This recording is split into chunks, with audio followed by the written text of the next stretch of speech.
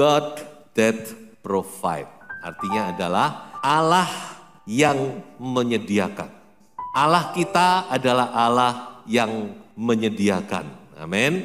Sudah tidak usah takut, kita mengiring Tuhan itu paling enak. Kadang-kadang kita tidak melihat, tidak tahu, tapi pada saatnya Tuhan akan menyediakan. Itu sudah saya alami dalam hidup ini, saudara. Bagaimana pada saat yang kita butuhkan, Allah itu Allah yang menyediakan segalanya. Saya akan fokuskan kepada kitab Bilangan. Kalau bicara tentang providensia Allah, penyediaan Allah, itu tidak habis-habisnya. Dan saya batasi dengan kitab Bilangan. Bilangan adalah salah satu dari 5 kitab Taurat. Kejadian, Keluaran, Imamat, Bilangan, Ulangan. Ini 5 kitab yang lazim disebut kitab Taurat Musa. Dan Bilangan ini menceritakan perjalanan bangsa Israel selama 40 tahun di padang gurun. Dari awal mereka berangkat sampai mereka tiba di dataran Moab namanya. Di seberang dari sungai Yordan. Nanti di kitab Yosua kita lihat mereka dibawa oleh Yosua menyeberangi sungai Yordan dan mereka menaklukkan tanah Kanaan. Jadi saudara, kita bisa melihat di dalam kitab Bilangan ini tentang perjalanan bangsa Israel 40 tahun. Ini juga sudah mengajar kita bagaimana Allah itu Allah yang menyediakan. Bayangkan saudara, 40 tahun di padang gurun. Mereka tidak bercocok tanam, mereka tidak bisa bertani, berladang. 40 tahun di padang gurun, tapi Tuhan pelihara. Tidak pernah ceritanya bangsa Israel itu mati kelaparan atau kehausan, tidak ada. Bahkan Alkitab mencatat sepatu mereka itu tidak rusak 40 tahun. Bayangkan saudara. Begitu rupa penyediaan Tuhan. Mengapa disebut kitab Bilangan? Karena memang di dalam kitab ini bangsa Israel dibilang, dihitung berapa banyak sih jumlah pasukannya. Dan 2 kali mereka dihitung, di awal perjalanan mereka dan di akhir perjalanan mereka. Tentu ini generasi yang sudah berbeda. Karena sesuai dengan apa yang dikatakan Tuhan, generasi pertama semua mati di padang gurun. Kecuali Yosua dan Kaleb. Jadi ketika perhitungan yang kedua, ini sudah generasi kedua, generasi anak. Itulah sedikit pengenalan secara singkat tentang kitab Bilangan. Dan mari kita melihat 3 penyediaan Allah di dalam kitab Bilangan ini. Pertama saya mulai dengan kasus Bileam. Kasus Bileam ini kasus yang cukup menarik perhatian. Dan nama Bileam sendiri muncul di dalam Alkitab itu 65 kali. Bahkan sampai kitab Wahyu masih disentil oleh Tuhan Yesus. Tuhan Yesus yang nyentil di suratnya kepada sidang jemaat. Jadi kasus Bileam ini memang unik. Saya sudah usah cerita secara detail. Tapi intinya bagaimana Bileam ini nabi yang disewa oleh Raja Moab untuk mengutuki bangsa Israel yang sedang berkemah di dataran Moab. Bangsa Israel sendiri tidak tahu kejadian ini, karena mereka ada di kemah di bawah. Tetapi dikatakan Allah mengubah kutuk itu menjadi berkat. Nah ini yang luar biasa, saudara. Bayangkan, kutuk aja bisa diubah jadi berkat oleh Tuhan. Apalagi kalau berkat, amin. Kalau kita pelajari dalam Alkitab, bayangkan kutuk aja itu bisa diubah oleh Tuhan menjadi berkat. Inilah Tuhan kita, saudara. Mari kita lihat satu ayat di dalam Bilangan 22 ayat 12. Lalu berfirmanlah Allah kepada Bileam, janganlah engkau pergi bersama-sama dengan mereka, janganlah engkau mengutuk bangsa itu, sebab mereka telah diberkati. Jadi awalnya memang Bileam itu dilarang oleh Tuhan, jangan pergi. Tapi Bileam ngotot, ketika dia ditawari dengan uang yang lebih besar, dengan kehormatan yang lebih besar, dia goyah dia. Dia tanya Tuhan lagi. Nah sudah, di sini kita pelajari satu hal ya. Kalau sudah begitu, Tuhan pasti ngomong gimana saudara? Ya terserah lu. Perhatikan, kalau Tuhan bilang terserah itu kita harus tekan rem justru. Jadi kalau Tuhan bilang terserah, itu berarti something yang harus kita perhatikan. Kita harus justru nginjak rem. Cit! Opo ini ngomong terserah. Tapi Bileam jablas terus ya. Oh kebetulan Tuhan ngomong terserah. Nah saudara perhatikan apa yang Tuhan katakan kepada Bileam. Jangan pergi, jangan mengutuki karena mereka telah diberkati. Perhatikan kata telah. Jadi mereka bukan akan diberkati, tetapi Tuhan Yesus berkata, mereka telah diberkati. Ini bangsa yang sudah kuberkati. Haleluya.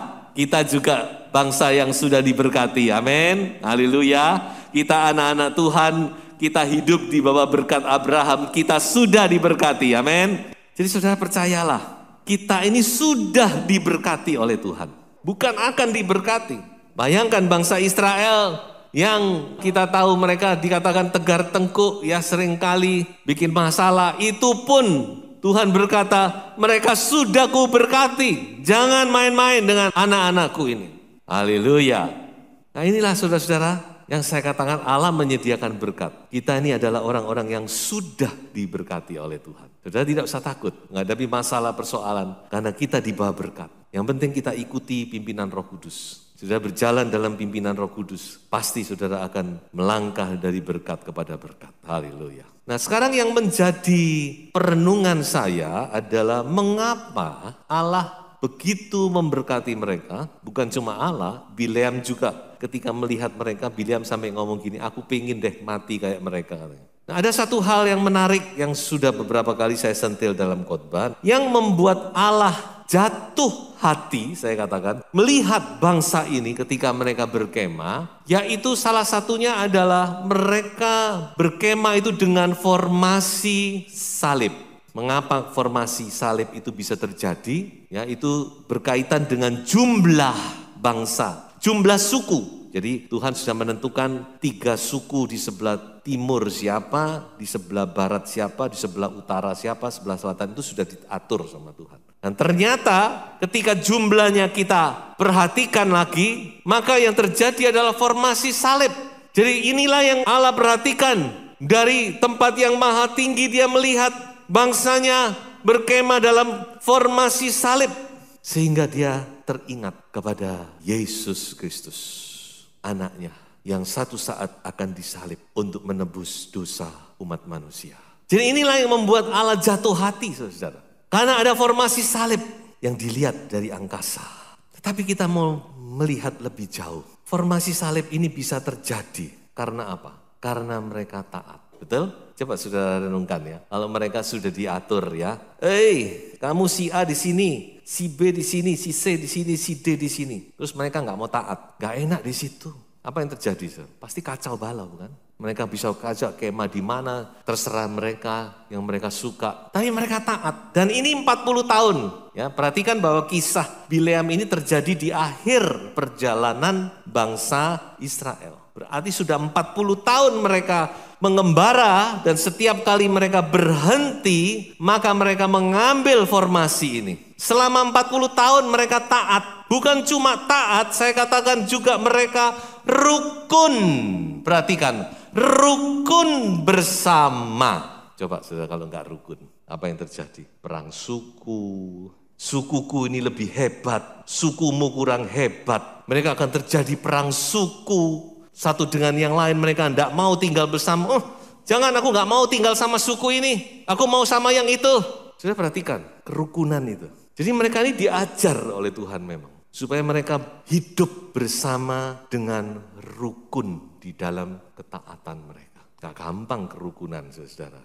Kalau kita nggak bisa rukun, nggak bisa berkat itu hadir. Jadi mereka ini diberkati Tuhan tentu karena mereka taat. Tapi perhatikan saudara-saudara, kerukunan itulah yang Tuhan perhatikan. Coba kita baca ayat ini. Mazmur 133. Sungguh alangkah baiknya dan indahnya apabila saudara-saudara diam bersama dengan rukun. Seperti minyak yang baik di atas kepala, yang meleleh ke janggut Harun dan ke leher jubahnya. Seperti embun gunung Hermon yang turun ke atas gunung-gunung Sion. Sebab kesanalah Tuhan memerintahkan berkat kehidupan untuk selama-lamanya. Haleluya. Jadi kalau kita rukun, kalau keluarga rukun, kalau hamba-hamba Tuhan rukun, kalau gereja rukun, berkat itu mengalir, saudara. Kita nggak usah lari ke sana sini cari berkat. Sebab dikatakan berkat yang akan kuperintahkan ke sana. Jasmani dan rohani. Minyak urapan akan mengalir. Berkat embun itu berkat kesuburan. Jadi mari kita mau belajar di sini. Benar, Tuhan itu provide blessings. Dia menyediakan berkat-berkat itu pasti. Karena dia katakan aku sudah memberkati. Tapi ingat, supaya berkat-berkat itu bisa kita alami. Maka kita perlu rukun satu dengan yang lain. Amin. Ayo kita belajar hidup rukun, saudara. Karena di situ ada berkat yang luar biasa. Sekarang saya bergerak kepada poin berikutnya tentang kota perlindungan. Ada sebuah topik yang cukup menyolok mata yang kita bisa pelajari di kitab Taurat ini adalah isu tentang kota perlindungan yang beberapa kali diangkat oleh Tuhan. Nanti kita akan lihat. Nah, sebelumnya saya mau menjelaskan apa itu kota perlindungan. Jadi kota perlindungan ini memang konsepnya Tuhan untuk melindungi orang yang tidak sengaja mencederai orang lain.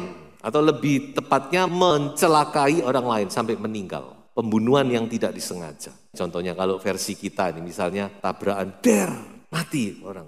Padahal kita nggak pernah kenal, kita yang nggak pernah tahu, tapi itu terjadi begitu saja dan orang itu sampai kehilangan nyawa gitu ya. Maka dalam kasus seperti ini, si pelaku dilindungi oleh Tuhan. Supaya tidak dicelakai oleh keluarga korban. Ingat mereka hidup pada zaman Taurat. Peraturan Taurat adalah mata ganti mata, gigi ganti gigi, nyawa ganti nyawa. Nah supaya orang yang pelaku ini tidak diciderai, mereka bisa lari masuk ke kota perlindungan. Jadi di sini kita melihat keadilan Tuhan. Bagaimana Tuhan itu Tuhan yang cengli, Tuhan yang adil. Tapi di satu pihak juga bukannya berarti orang ini tidak dihukum. Ya betul dia tidak dibunuh tapi dia harus tetap tinggal di kota itu. Jadi saya katakan ini sebagai tahanan kota gitu ya kira-kira. Dia nggak boleh keluar dari kota itu. Sampai peraturannya sampai imam besar yang bertugas saat itu mati. Nah saya tidak mengerti kenapa kok begitu tapi saya teringat kepada Yesus Kristus imam besar kita. Dia mati dan dia membebaskan kita dari segala dosa-dosa kita.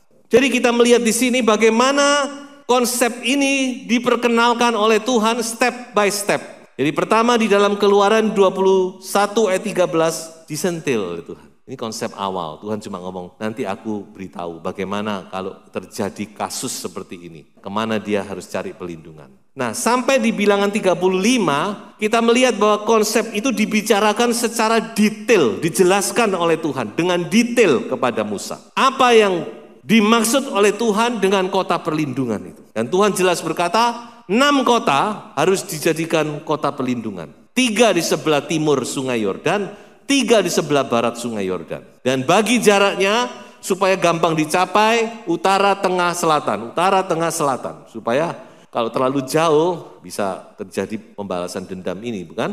Yang gak sempat masuk sudah dibunuh.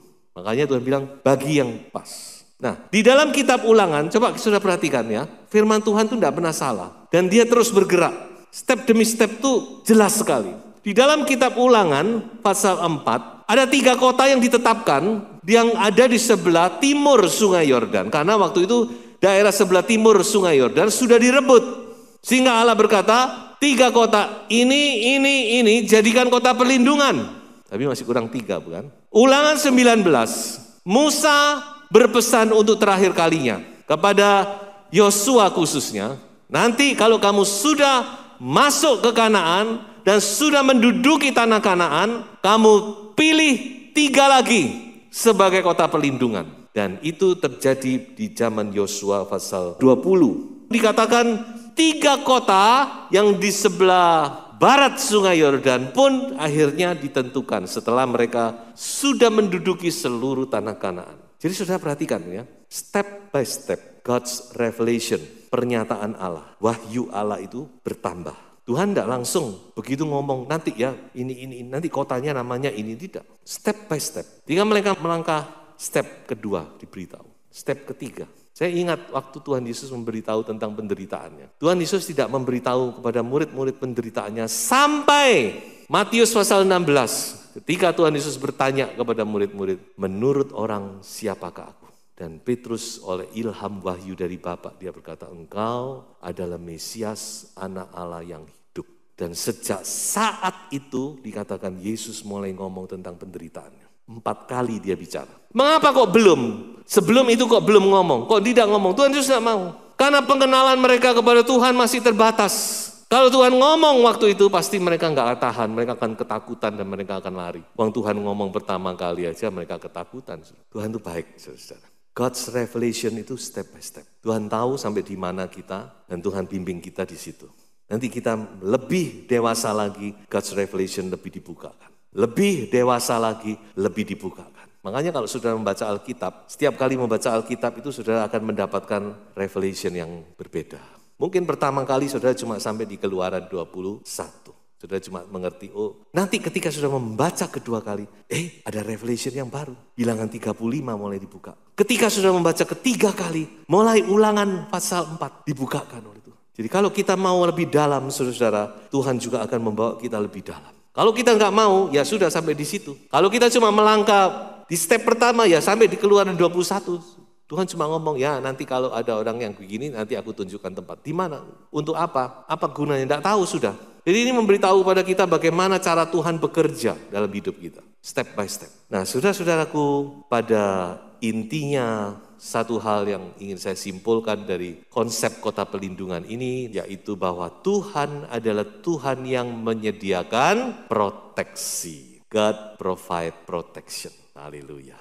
Dia adalah tempat pelindungan kita, dia adalah kota bentengku, kota pelindunganku. Haleluya. Sudah tidak usah khawatir, tidak usah takut. Tuhan akan melindungi kita. Haleluya. Mungkin saudara menghadapi masalah persoalan yang mungkin berat, ancaman, dan segala sesuatu, tidak usah takut. Tuhan adalah tempat pelindungan yang teguh. Dia adalah kota pelindungan kita. Haleluya. Nah, sekarang saya masuk kepada poin terakhir. Tentang kasus Selafehat. Mungkin saudara kalau membaca, mungkin sambil lalu saudara tidak memperhatikan adanya tokoh namanya Selafehat ini. Siapa Selafehat itu? Selafehat itu arti namanya adalah firstborn, anak sulung. Mungkin dia anak sulung, kita tidak mengerti. Dan dia adalah keturunan keempat dari suku Manasye. Nah, satu hal yang menjadi catatan di sini, yaitu Selafehat ini meninggal tanpa memiliki anak laki-laki. Dia punya 5 anak, semuanya wanita. Dia tidak punya anak laki satupun juga. Nah, disinilah masalah persoalan itu terjadi. Mengapa? Ketika mereka mulai mempersiapkan diri untuk masuk Kanaan, maka mereka sudah diberi ancang-ancang tentang pembagian tanah nantinya. Lalu anak perempuan dari Selafehat ini datang kepada Musa. Mereka mulai bertanya, loh Bapak Musa, lalu kami ini gimana? Karena waktu itu pembagian warisan itu diatasnamakan kepada anak-anak laki-laki. Sehingga mereka bertanya, lah kami bagaimana? Kami juga anaknya Bapak Selafehat yang sudah almarhum. Apa lalu kami nggak dapat tanah nanti? Lalu kami gimana nantinya? Oh iya, nggak kepikir Musa. Oke, sebentar, aku tanya kepada Tuhan. Musa bertanya kepada Tuhan dan Tuhan menjawab. Nah, jawaban Tuhan jelas. Musa, beritahu kepada bangsa Israel bahwa hak anak laki-laki dan wanita sama. Jadi kalau tidak punya anak laki-laki, cuma punya anak wanita, maka sama, harus dibagi sama, harus mendapat sama. Itu jawaban Tuhan. Wah. Sudah terselesaikan. Tapi tiba-tiba muncul lagi pemikiran yang baru, saudara. Muncul sekarang ya, dia tidak terpikirkan juga. Lalu bagaimana kalau kami menikah, Bapak Musa? Lalu kami menikah dapat laki-laki misalnya dari suku Efraim, atau dari suku Naftali, atau suku Sebulon. Lalu bagaimana? Apakah berarti nanti tanah yang kami miliki ini jatuh ke sukunya suami saya? Bisa mengerti saudara, ini konteksnya bukan konteks modern sekarang, kita harus kembali ke konteks Taurat waktu itu. Saudara. Jadi mereka bertanya, lah kalau terjadi demikian, maka tanah kami yang sudah kami dapat ini nanti jatuh ke suku lain. Dan Tuhan berkata, no.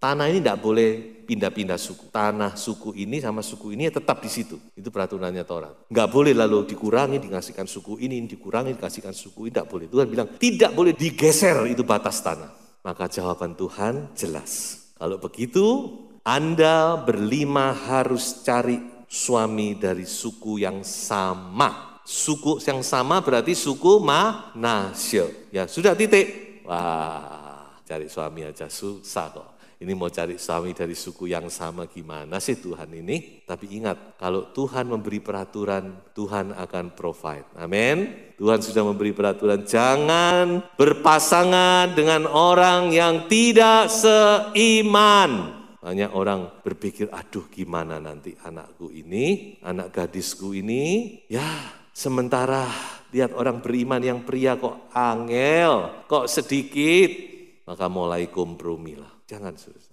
Kalau Tuhan memberi perintah, Tuhan akan jamin. Itu yang terjadi kepada 5 anak Selofehad ini. Nah, ini yang terjadi. Dan Bilangan ditutup dengan cerita ini. Jadi perhatikan, setiap kali saya membaca Alkitab, saya selalu perhatikan ayat-ayat pertama, ayat-ayat terakhir, itu tentu ada sesuatu yang spesial di situ. Jadi kita Bilangan ditutup dengan cerita bagaimana anak-anak Selofehad mendapat jodoh. Haleluya.